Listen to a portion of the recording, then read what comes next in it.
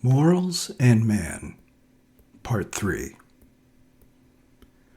The various expressions of this attitude of mind, so very different from the quiet and trusting expression of desires, which is a necessary part of the life of prayer and which has been given divine sanction in the asking of daily bread, are readily recognizable. The absorption in quantity at the expense of quality, the frenzied quest for efficiency, the notion of heaven as merely, in Mr. Julian Green's phrase, the world of compensations, the emergence of scrupulosity, the phenomena of the late Middle Ages. And these may well mean the triumph of egocentricity and the death of the soul. Concentration on the ethos, as Miss Evelyn Waugh puts it, takes the place which rightly belongs to the adoration of the Logos, and man, intent upon the moral struggle, forgets the supernatural purpose with which the moral struggle is meant to serve, and with it that patient and genial tolerance of our many-leveled human nature, which is a faint reflection of the compassionate love of God. This is the vice of Puritanism and all perfectionist types of piety. The objective worship of traditional Christianity, with its constant remembrance of the eternal perfection of God, here provides a valuable corrective, reminding us that self-fulfillment, even in the moral sphere, is at best only a preparation for that self-loss, which is the consummation of all worship. If my aim in life is to attain a specified standard, or to live according to a defined code, I am bound continually to be considering myself and measuring the distance between my actual attainment and the ideal. It is impossible by such a road to attain the self-forgetfulness which we believe to be the essence of sanctity. It is a question of degree, of the danger of overemphasis. These things have all, in degree, their proper place, and in an age in which the spiritual vitality was high, in which there was no danger of the letter killing the spirit, there would be little cause for apprehension. But we are living today in a world in which spiritual vitality is lacking and which, where it has not become wholly renegade to Christianity, has attenuated the living principles of Christianity until they are often no more than conventionalized and externalized maxims.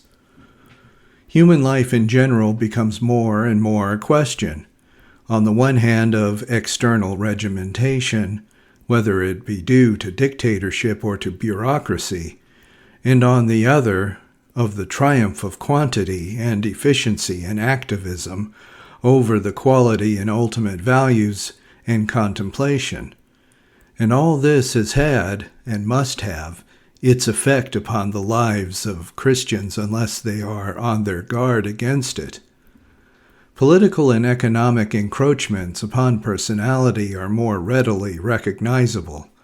The effect of a surrounding atmosphere upon the life of the spirit is more insidious and calls for a constant vigilance. Whether then we are speaking of hedonism or of eudaimonism or of panhedonism, the same objection stands. Altruism, service, may enter the objective program, but the attitude of mind is egocentric, and so poisoned at the core. Tawney wrote very truly, "Those who seek God in isolation from their fellow men are apt to find not God but a devil, whose countenance bears an embarrassing resemblance to their own." And the worst kind of isolation is isolation of mind. Against all the hedonist theories, another objection is to be raised. Mill's altruism is a great ideal, And surely it might be urged we could have no higher criterion for our actions than this. The Gospels themselves give superlative praise to him who lays down his life for his friend. Is not altruism precisely the philosophical counterpart of the Christian doctrine of brotherly love? No, it is not necessarily so. If adopted as a sufficient theory, rather, if adopted in practice away from the larger horizon of a more complete theory, it is all too apt to lead to the inhumanity of the charity organization, of bureaucratic methods of improving working-class living conditions. In one of her novels, Radcliffe Hall described a discussion about some new council houses. Mrs. Taylor interrupted. Is it true that what they tell me about an inspector coming into your house and sticking his nose into everything and turning you out if your ways don't suit him? 'Cause if that's the case, I'd rather not move. This 'ere oval aren't much, but at least it's me own. Mr. Bullen shifted his painful leg. No one's going to trespass around my place, he shouted. Us Bullens dates back to the old town gate, afore they ever thought of their damn council houses. And then Mrs. Roach brought forth her trump card. Where did the new houses stand? On an old rubbish heap outside the town walls, with nothing to meet your gaze but the railway? There won't be no view of the marsh, cries Crofts Lane. No view of the sea, nor the river, nor the ships. Shan't be able to see the ships going by. It is instructive to note how Bentham was hated because of his insistence on centralization. Altruism, if once it becomes an inhuman machinery, defeats its own end. This would seem tantamount to saying that altruism is in fact only such when it is inspired and directed by something deeper. It must be a personal sympathy and help, secure from any feelings of superiority because appreciative of the organic nature of society and of the need of help on the part of the helper, as well as of the helped.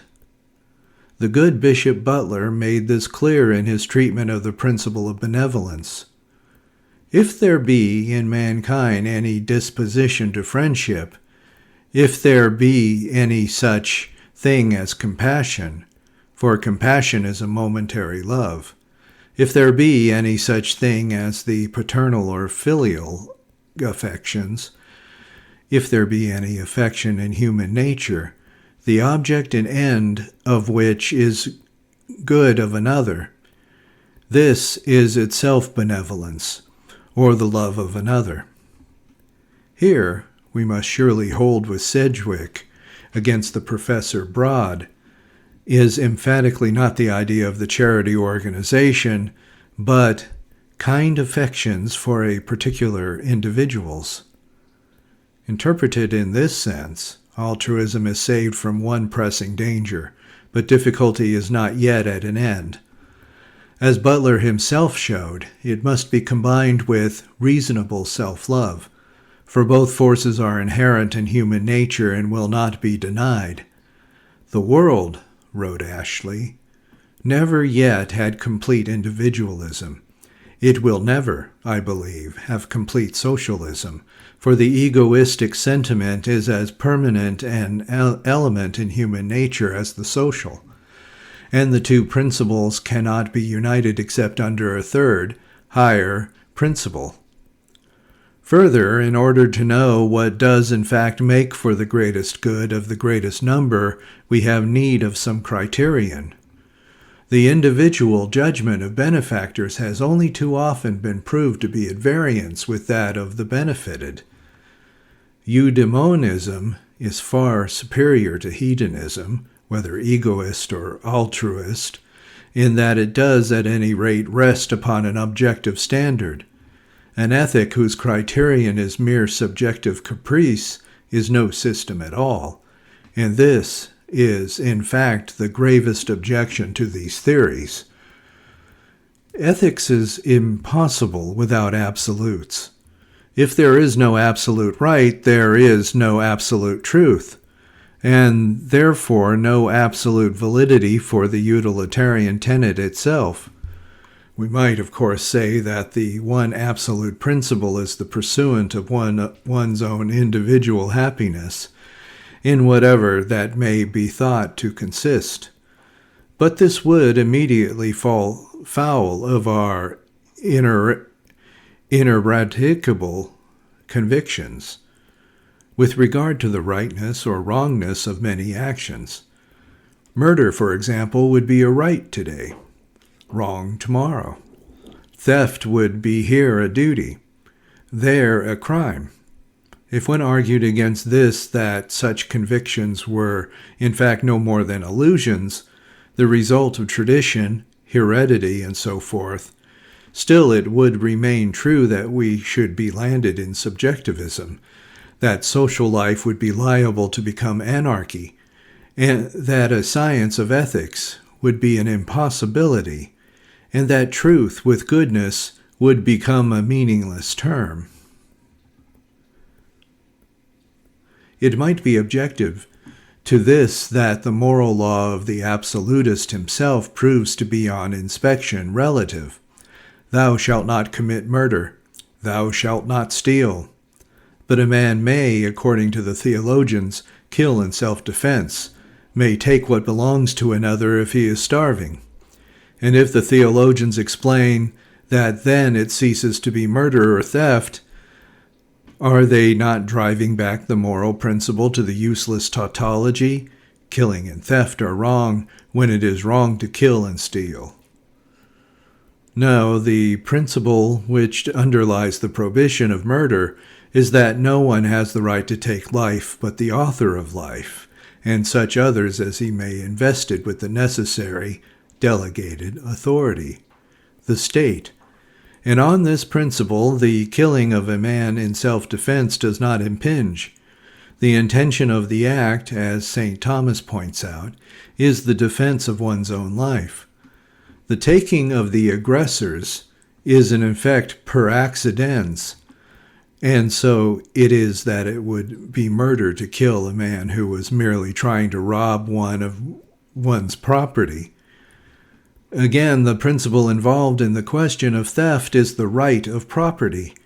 Man has the right to hold and to dispose of various goods, but it surely requires little thought to convince us that that right is limited, that when one man is dying of starvation, another cannot say, "My food is my own, and therefore I am not obliged to share it."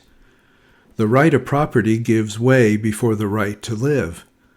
These principles are absolute, and the laws which derive from them are therefore absolute also. Hedonism, eudaimonism, panhedonism, then, are open to serious objection. But it does not follow that they are wholly false. Take from hedonism what might be called its exaggeration, that pleasure is the ultimate purpose of human life. Leave then the principle that man should aim at pleasure. Is this false? Now, to be happy, said Aristotle, to live blissfully and beautifully, one must consist mainly in three things, which seem most desirable. For some say prudence is the greatest good, some virtue, and some pleasure. St. Thomas remarks that men need pleasure as a medicine against the manifold pains and sorrows of life, and elsewhere quotes the philosopher, "No one can remain long in sorrow and without pleasure." To live a life of unrelieved self-negation is psychologically impossible. One of two things would happen. Self-deception is very easy, and mortification may become mere oblique indulgence. There is in normal human nature an element which, when exaggerated, becomes a psychosexual malady, and is called masochism. And it is when it remains unacknowledged that it is most disastrous. If we think to acquire sanctity by the avoidance of all pleasure and the ceaseless infliction of pain, we may be enjoying a thorough terrestrial paradise on the pretext of driving the devil into hell, and indulging in a vice all the more dangerous for being hidden under the cloak of piety. When this does not occur, in greater or less degree, there is another alternative, the asylum, and the process in either case exhibits precisely that vice which had been used as an argument against the various forms of hedonism, egocentricity. The personality, denied that centrifugal direction which loving contacts with the world ensure, closes upon itself. It becomes atrophied.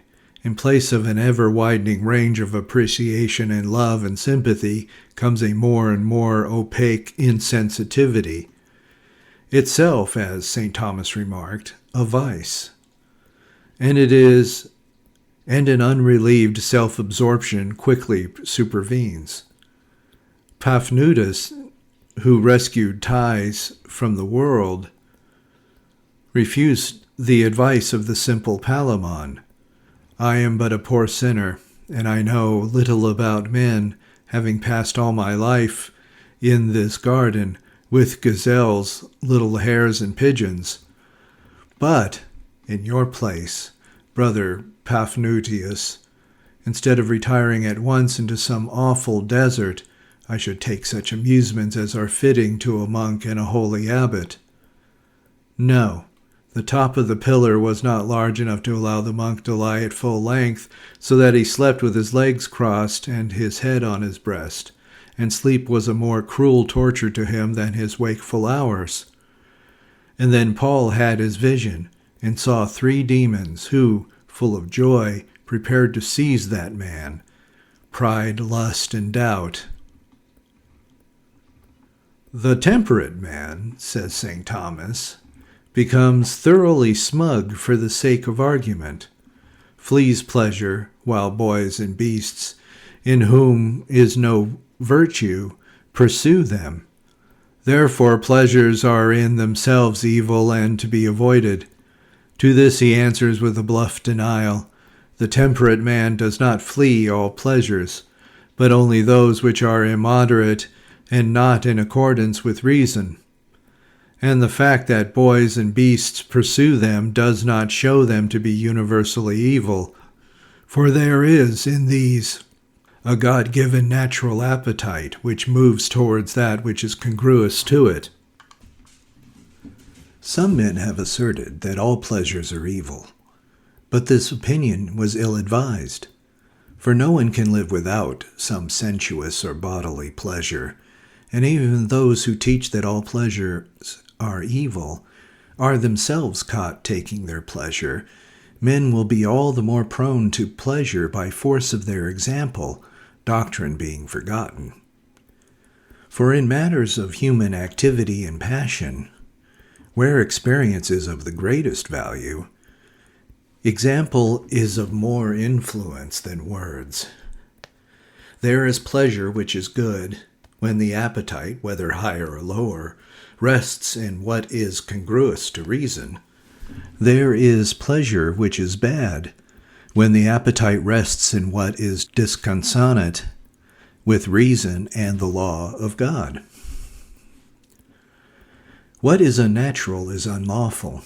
The maker of a nature cannot, if he be at once omnipotent and good, implant in it an essential desire of movement towards that which it would be impossible or unlawful to pursue. And if to try to achieve complete misery is wrong as well as chimerical, how much more so to act in such a way as to frustrate one's natural growth? The whole idea of function, purpose, design, nature itself, would be set at naught. Life would be a metaphysical monstrosity. It is unreasonable to try to use a piano as a mangle, or to expect a toadstool to become a tree. It is unreasonable to want a man to grow backwards, to become more stupid, ugly, vicious. A potentiality must aim at fulfilling its desire for its proper actualization, and when the potentiality is consciously apprehended, when the subject is rational and free, the natural necessity which dictates to inanimates and to the instinct which urges animals to follow their proper course are supplemented by a faculty which, for being free to choose, is burdened with the moral responsibility of choosing well, of reaching that perfection which God has made its end. St. Thomas makes Aristotle's eudaimonism the groundwork of his ethic. As theologian, he can go far beyond that.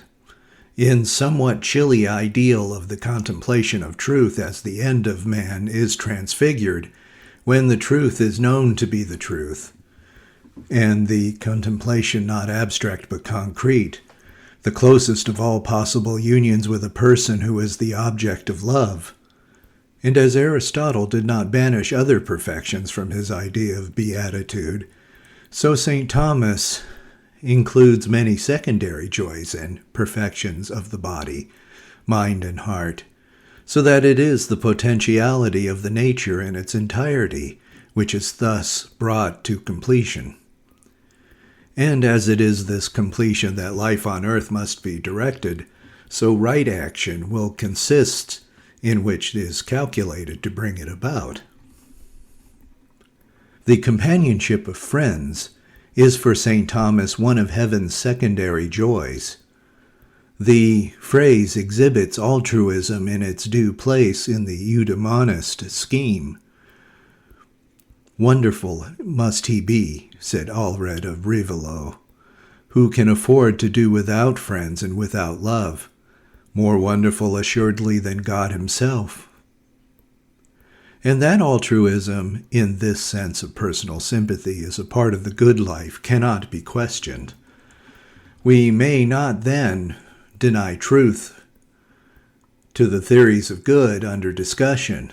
On the other hand, there remain in them difficulties which must be put right before a complete ethic can be achieved. Some other elements must be included if relativism and egocentricity are to be avoided. Will the deontological systems provide it? Chapter 5. The Search for the Right. There is no such thing, wrote Cudworth, as an arbitrarious essence. And on this ample principle joined issue with Hobbes in the cause of absolutes. Morality, these early institutionists maintain, is not an affair of a monarch's capricious decrees. Its laws are immutable and eternal, and are written in the rational nature of man. And the motive which leads men to do what is right is not individual desire, but, as More puts it, the apprehension by the boniform faculty of the sweetness and flavor of good. So far from the right being that which is best promotes the individual's happiness or pleasure, it has nothing to do with the idea of an end at all. The reaction against the egoism of Hobbes produced a theory which denied the claims of eudaimonism as well, to the safeguarding of absolutism and objectivity. It was a very wise observation of Plato, wrote Samuel Clarke, which he received from Socrates, that if you take a young man, impartial and unprejudiced, one that never had any learning, nor any experience in the world, and examine him about the natural relations and proportions of things, or the moral differences of good and evil, you may, only by asking him questions without teaching him anything at all directly, cause him to express in his answers just and adequate notions of geometrical truth, and true and exact determinations concerning matters of right and wrong.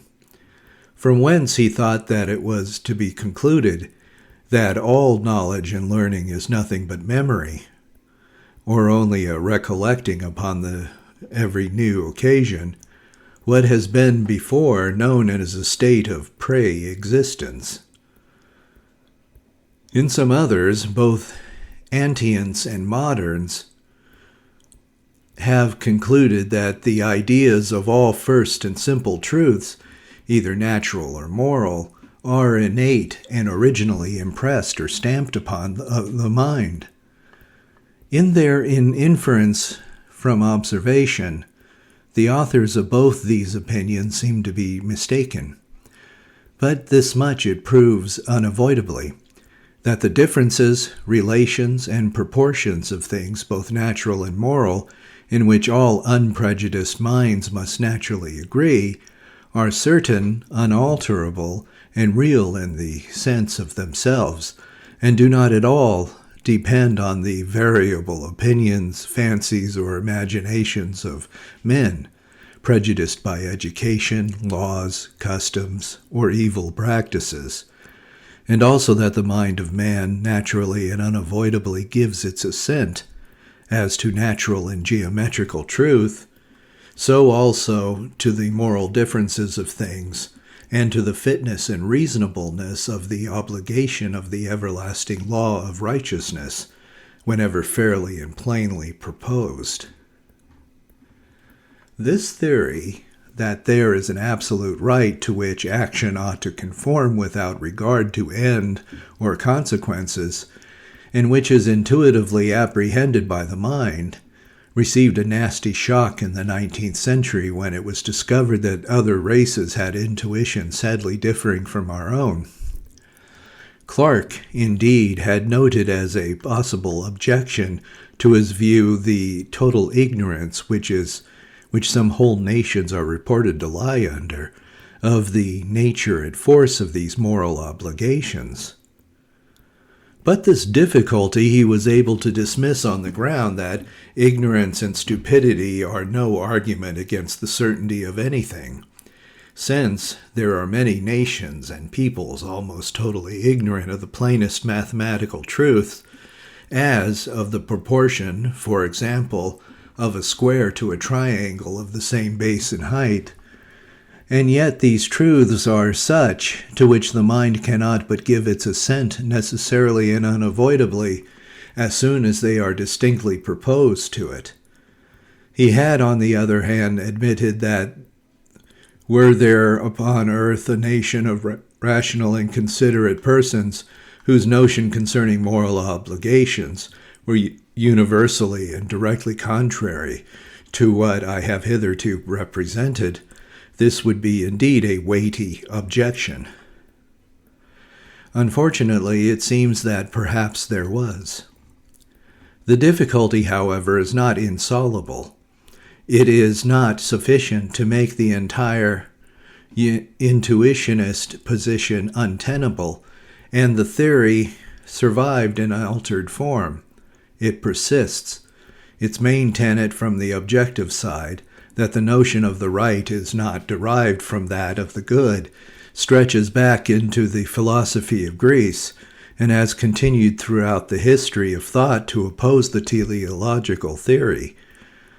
Stoicism led to a change in emphasis from an idea of an end and good, as put forward by Plato and Aristotle, to the idea of a right, a rule of conduct, in which the purpose of the nature of man, the perfection of function, actualization of this potential, played little or no part.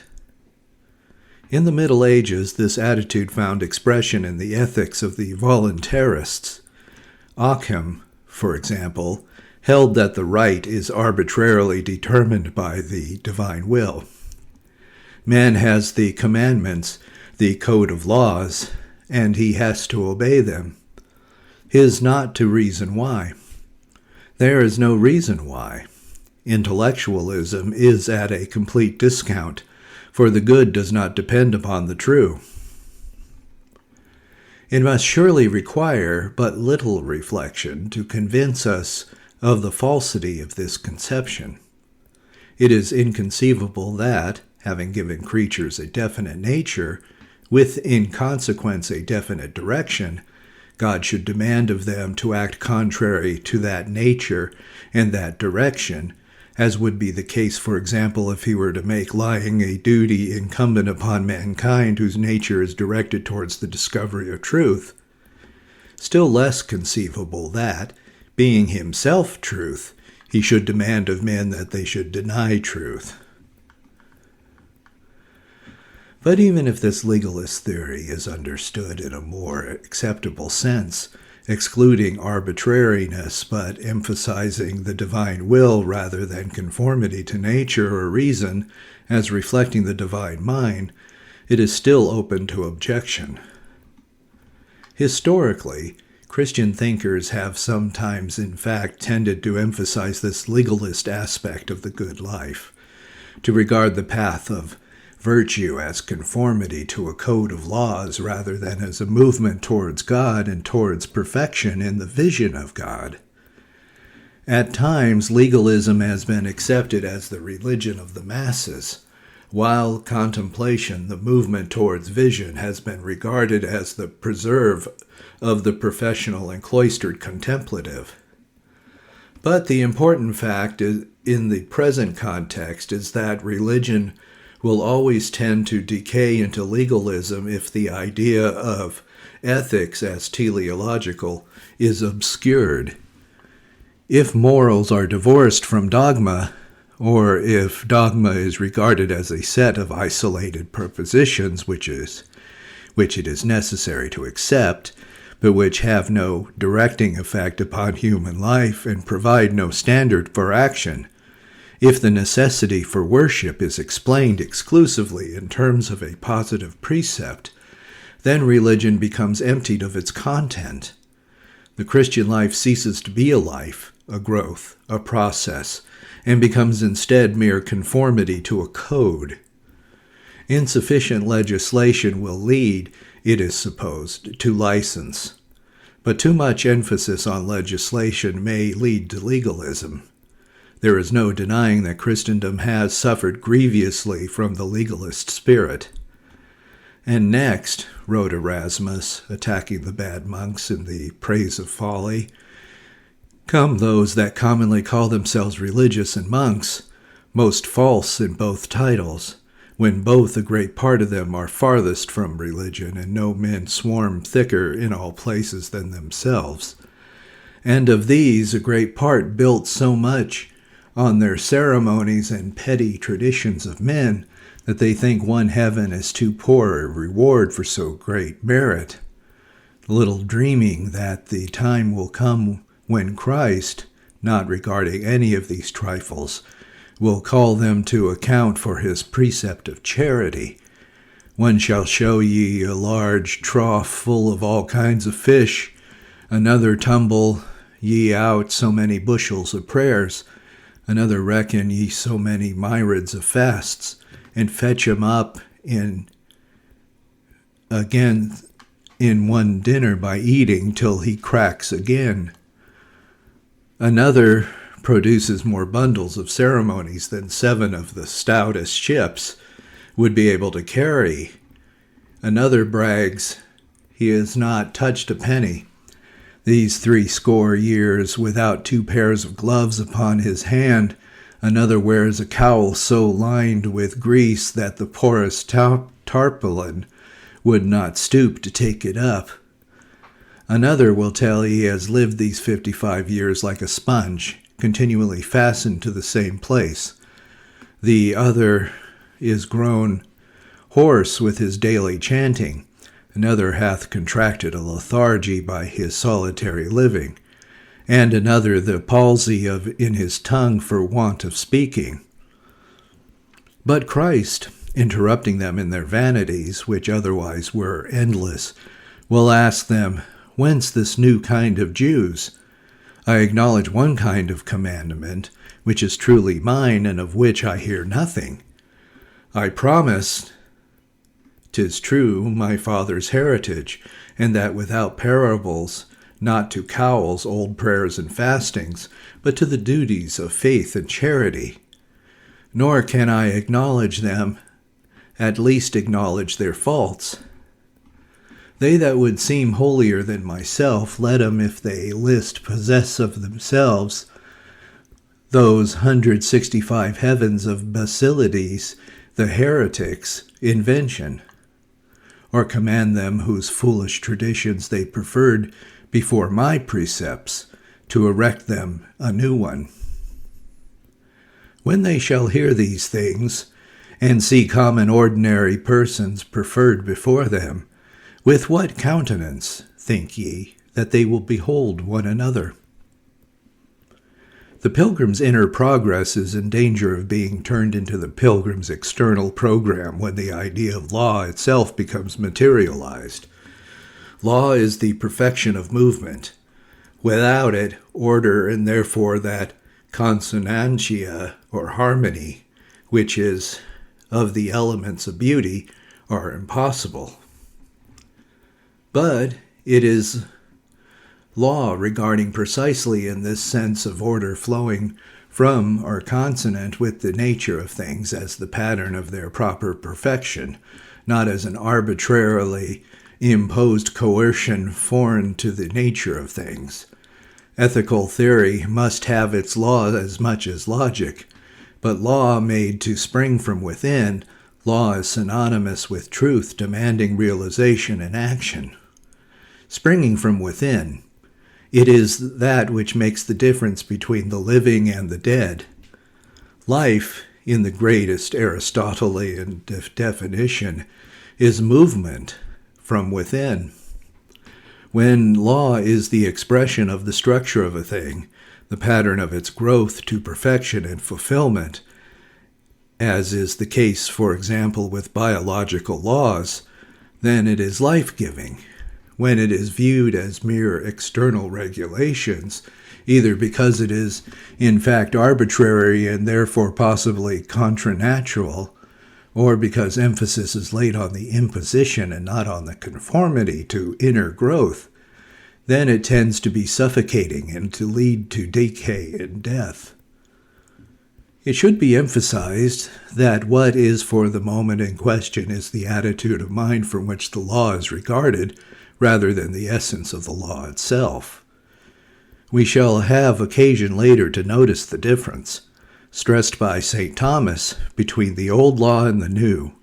For him, the moral law in general is precisely an extrinsic guiding principle of human action, and it is only in the new law of grace, which gives not only direction but the power to fulfill, that this is not verified. Here, however, we are concerned with a different distinction. It is possible to regard any natural law, whether physical or moral, or any just positive law, in one of two ways, either as a prescribed program to be imposed on the subject to it, or as the congruous expression of their natural tendencies. So we may regard the physical laws which govern the growth of a plant or a flight of a bird, the moral law which is natural to man because in harmony with the exigencies of his rational nature and conducive to his profession, the positive law of God, the just positive laws of men, since these in their turn conduce to human perfection in either of these two ways. And in the ethical context, everything turns on which point of view we adopt.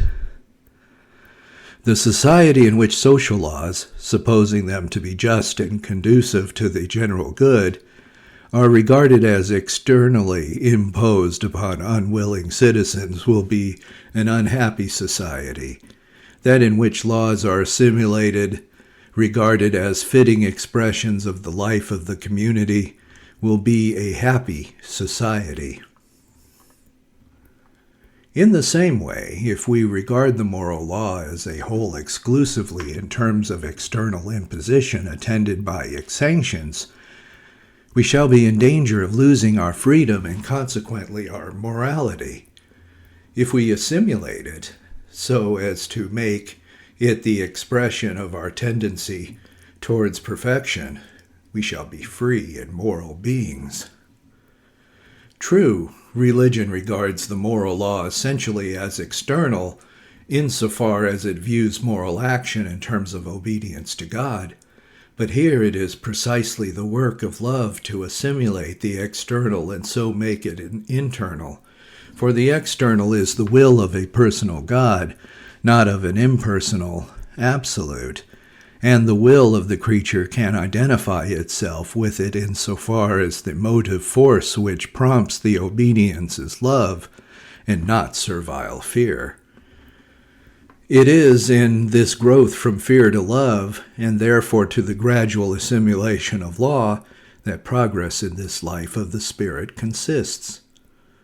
The law of the slave and of the son may be objectively the same. What differentiates them is that for the slave the law is simply imposed. The son accepts it and makes it his own. The same distinction is valid if we are dealing with the revealed law of Christ. A legalist attitude of mind may result, objectively, in a complete reversal of the spirit of the gospel. Even in the new law, which essentially consists in the grace of the Holy Spirit, which is given to those who are faithful to Christ. St. Thomas remarks that there must be a written law concerning whose secondary things which dispose the soul for the grace of the Spirit and for its use, for the Christian must be instructed in these as regards both what is to be believed and what is to be done. But again, the legalist outlook will concentrate on the external as external. This very concentration will result in a presentation of the Christian law which is fundamentally alien to the Spirit of Christ. It is again a question of emphasis, of attitude of mind. Not that one does so much as how one does it is what differentiates Christian reverence for the law from Pharisaic legalism. Law is a necessity in morals as in physics. The first essential of the good life is love of and vital energy for the good, but we need to know with certainty and security the direction that vital energy ought to take, the manner which love ought to express itself. Christ came not to destroy the law, but to fulfill it. Christianity is certainly not antinomianism, and yet, on the other hand, our Lord's severest censures were reserved for the Pharisees, whose characteristic was their scrupulous observance of the minutest observance of the law. And this is not merely because they had elaborated into a burden impossible to be borne, but, deeper than that, because their attitude of mind had poisoned their observance. Their religion had become completely externalized.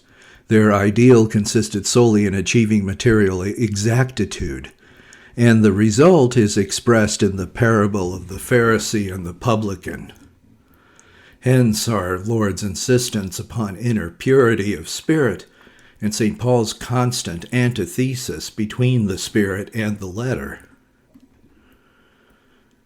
We should not be too ready to dismiss as mere antinomianism the criticism directed today against traditional Christian morality.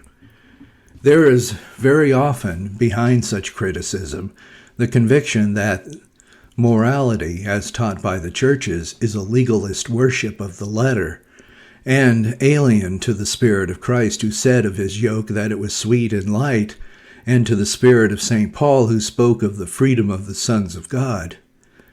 We are inclined, writes Mr. Leslie Newbigin, to dismiss too easily the criticisms which are being leveled against traditional Christian morality.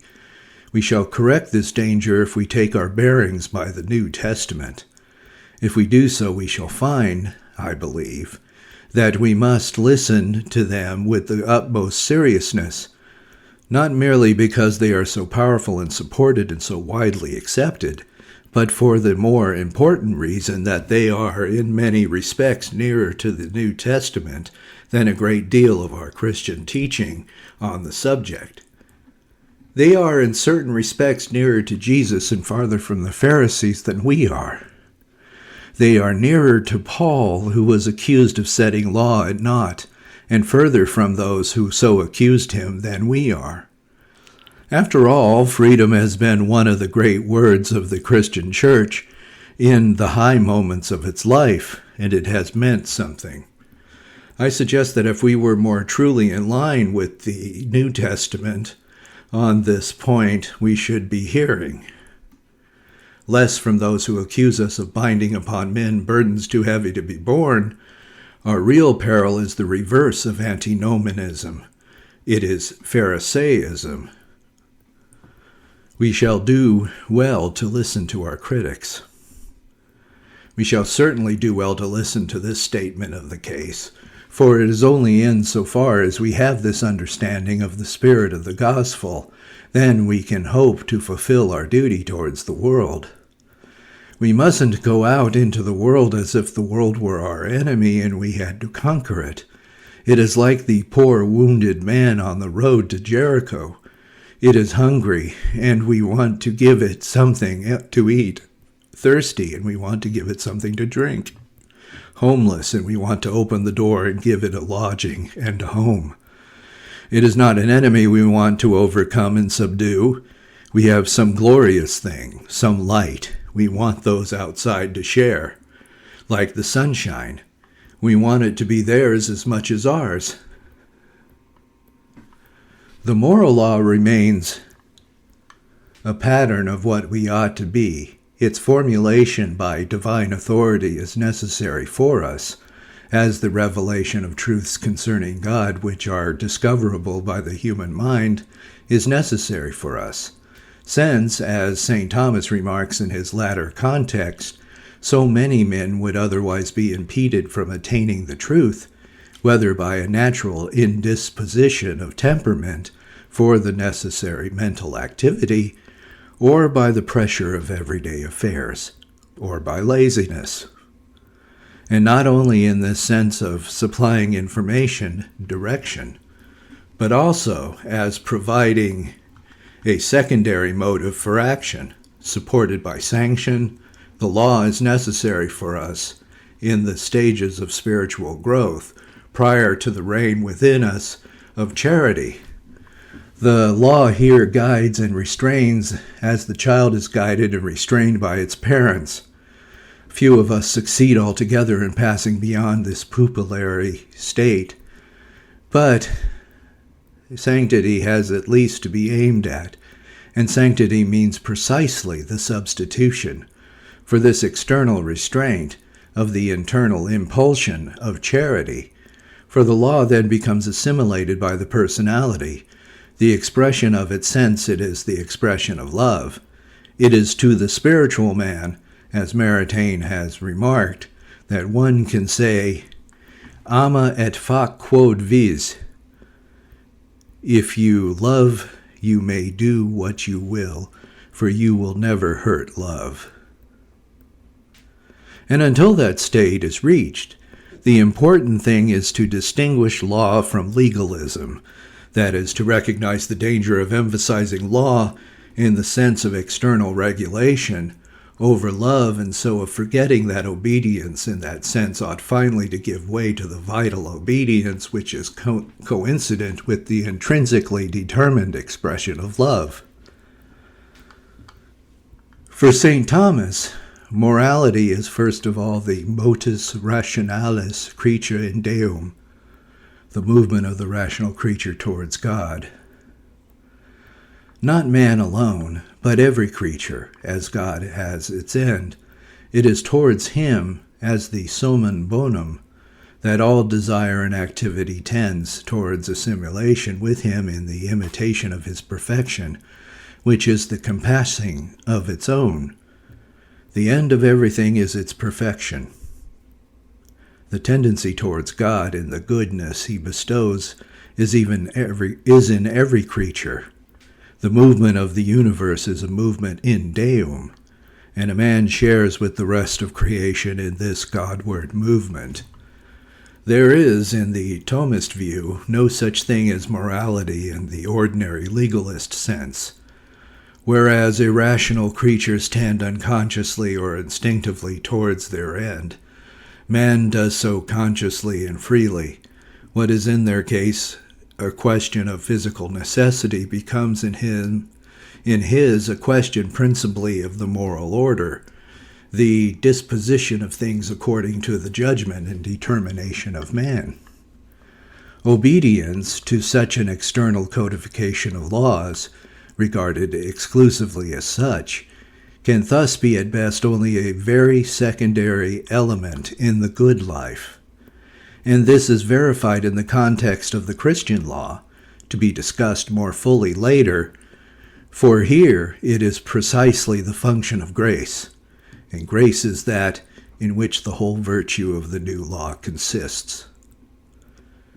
To render man's obedience to law intrinsic, assimilated in the inner dynamism of charity, not only indicating what is to be done, but helping also to its fulfillment. The forbidding of sins, the imposition of sanctions, will not suffice for the perfection of the divine law.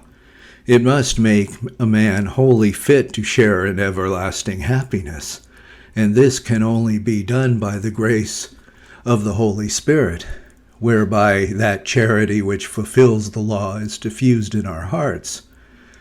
This grace the old law could not confer. It was reserved to Christ to do this. For the law was given by Moses, but grace and verity was made by Jesus Christ.